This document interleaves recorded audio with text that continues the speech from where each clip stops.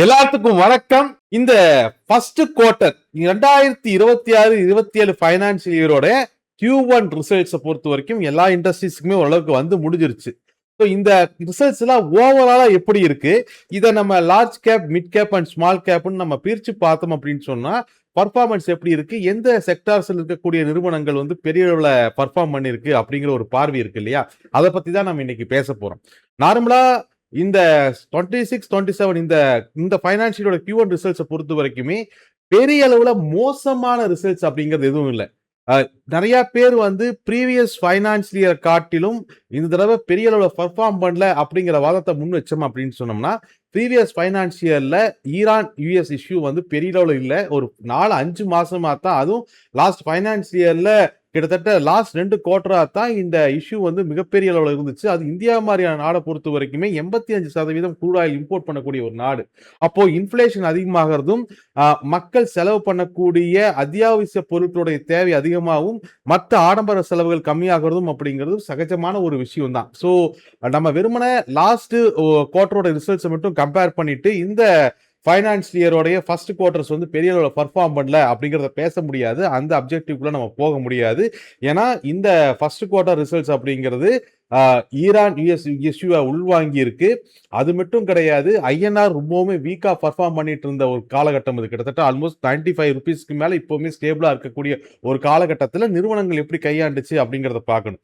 Trade டெபிசிட்டை பொறுத்த வரைக்குமே இந்த குவார்டர்ல ஓரளவுக்கு அதிகமா இருந்துச்சு அப்படிங்கிறதுல எந்த ஒரு மறுப்பும் கிடையாது. இதை தாண்டி மிட் கேப் அண்ட் ஸ்மால் கேப்ஸை நம்ம பர்டிகுலரா பார்த்தோம்னா அது ரொம்பவே நல்லாவே பர்ஃபார்ம் பண்ணியிருந்தது. மிட் கேப் அண்ட் ஸ்மால் கேப்போட ரிசல்ட்ஸை பார்க்கும் பொழுது ரொம்பவுமே மோசமான ரிசல்ட்ஸ் அப்படின்னு நம்ம சொல்லவே முடியாது.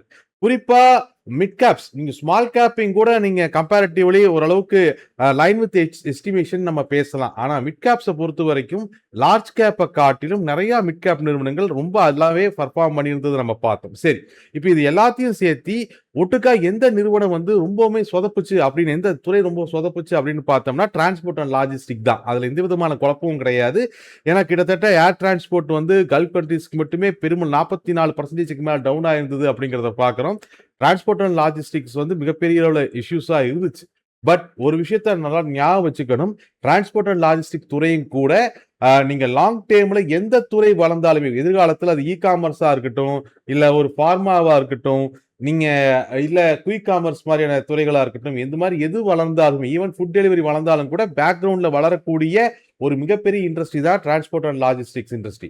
ஸோ கல்ஃபை பொறுத்த வரைக்கும் நம்மளுக்கு மெயினான கனெக்டிங் ரூட் அங்கே இருந்ததுனால ஏர் கார்கோ அல்லது பேசஞ்சர் ஏர்பிளைன்ஸ் வந்து பெரிய அளவில் பாதிக்கப்பட்டுச்சு. முக்கியமாக இண்டிகோ மாதிரியான கம்பெனிகளுடைய பர்ஃபார்மன்ஸ் அப்படிங்கிறது பாதிக்கப்பட்டுச்சு. அது குழப்பமே கிடையாது. பட் வந்து அது வந்து ஒரு ஓவரால் ஒரு ஜியோ பொலிட்டிக்கல் டென்ஷனால நடந்த விஷயமே தவிர மற்றபடி எக்கனாமிக் ஸ்லோ டவுனால நடந்த விஷயமா அப்படின்னு கேட்டா இல்லை. ஸோ அதனால அதையும் நம்ம மன்னிச்சிடலாம், அந்த துறையும் கூட நம்ம மன்னிச்சிடலாம்.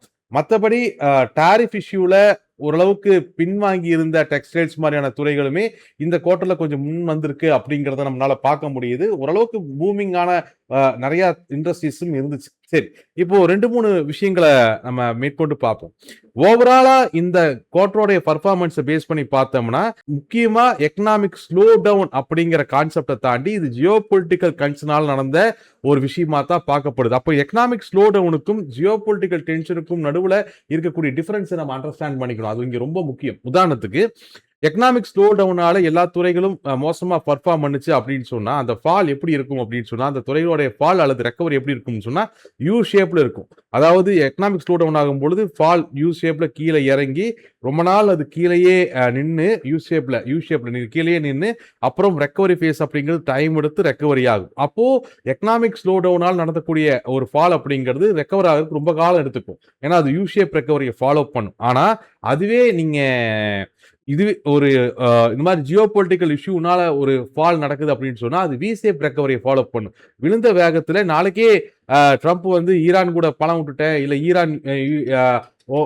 ஓமன் கூட வந்து எங்களுக்கு எந்த ஒரு சிக்கலும் இல்லை அப்படின்னு சொல்லும் பொழுது அந்த ஃபால் அப்படிங்கிறது வி ஷேப் ஃபால். ஏன்னா விழுந்த வேகத்தில் மறுபடியும் ரெக்கவர் ஆயிரும். அப்போ இன்னைக்கு இருக்கக்கூடிய இந்த Q1 ரிசல்ட்ஸ் நம்ம பார்க்கும் பொழுது அது எக்கனாமிக் ஸ்லோ டவுனால நடந்த அல்லது இம்பாக்ட்னால இந்த ரிசல்ட்ஸ் கொஞ்சம் கம்மியா இருக்கு அப்படின்னு நம்ம பேசவே முடியாது. கம்ப்ளீட்டா Q1 ரிசல்ட்ஸ் அப்படிங்கிறது வெறுமன ஜியோ பொலிட்டிக்கல் கன்சர்னாலையும் ஐஎன்ஆரோடைய இஷ்யூனாலையும் நடந்த இஷ்யூ தான். ஸோ ஓரளவுக்கு இந்த ஜியோ பொலிட்டிக்கல் டென்ஷன் சால்வ் ஆச்சுன்னா இந்த ரெக்கவரி வந்து வி ஷேப் ஆனதாக தான் இருக்கும். ஸோ எக்கனாமிக் ஸ்லோ டவுன் மாதிரி யூ ஷேப் ஆன ஒரு இஷ்யூவா இருக்கிறதுக்கு வாய்ப்பு இல்லை. ஸோ லாங் டேர்ம் வியூவில் பார்க்கும் பொழுது mid cap and small cap நல்லாவே பர்ஃபார்ம் பண்ணுது. ஈவன் லார்ஜ் கேப்லையும் எந்த ஒரு குழப்பமும் கிடையாது. லார்ஜ் கேப் ரொம்பவே ஸ்ட்ராங்காகவே இருந்துகிட்டு இருந்துச்சு அப்படிங்கிறத பார்க்குறோம். ஸோ என்னுடைய ஒப்பீனியன் பார்த்தோம்னா நம்ம ஒவ்வொரு இண்டஸ்ட்ரியும் ஒவ்வொரு கம்பெனியும் தனித்தனியாக நம்ம பேசலாம். ஸோ நான் ஓவரால் ஜென்ரல் வியூ இங்கே கொடுக்குறேன். அடுத்தடுத்து வரக்கூடிய வீடியோக்களில் இண்டஸ்ட்ரி செக்டார் வாரியாகவும் அதுக்கப்புறம் அந்த செக்டார் இருக்கக்கூடிய கம்பெனிகள் வாரியாகவும் நம்ம தனித்தனியாக Q1 ரிசல்ட்ஸ் எப்படி இருந்துச்சு அப்படிங்கிறத டிஸ்கஸ் பண்ணிடுவோம். பட் ஓவராலாக பார்க்கும் பொழுது Q1 ரிசல்ட்ஸ் அப்படிங்கிறது லைன் வித் எஸ்டிமேஷன்னாலுமே பெரிய லெவல் இம்ப்ரூவ்மெண்ட் இல்லைனாலுமே அது ஜியோ பொலிட்டிக்கல் கன்சர்னாக மட்டும்தான் இருந்துச்சே தவிர மற்றபடி ஃபண்டமெண்டல்ஸ் எதுவும் பெருசாக சேஞ்ச் ஆகலை. லாங் டைமுக்கு நீங்கள் தாராளமாக மிட் கேப் அண்ட் ஸ்மால் கேப்பை உங்களுடைய இன்வெஸ்ட்மெண்ட் அட்வைசர் கூட கன்சல்ட் பண்ணிட்டு நீங்கள் கன்சல்ட் பண்ணலாம். Thank you everyone. சென்னை மற்றும் கோயம்புத்தூரில் நடந்த ஈடி தமிழுடைய பவர் ஆஃப் வெல்த் நிகழ்ச்சிக்கு மிகப்பெரிய ஒரு ஆதரவை நீங்கள் கொடுத்தீங்க. நெக்ஸ்ட் வந்து நம்ம துபாயில் இந்த நிகழ்ச்சியை நடத்த திட்டமிட்டிருக்கோம். செப்டம்பர் மந்த் வந்து நடக்க போகுது. இந்த நிகழ்ச்சியில் நீங்கள் பார்ட்டிசிபேட் பண்ணணும் அப்படின்னு விரும்புனீங்க அப்படின்னா கீழே இருக்கக்கூடிய கூகுள் ஃபார்மில் உங்களுடைய நேம் அப்புறம் உங்களுடைய மொபைல் நம்பர் இமெயில் ஐடியை வந்து நீங்கள் கொடுங்க. எங்கள் டீம் வந்து உங்களை கான்டாக்ட் பண்ணுவாங்க.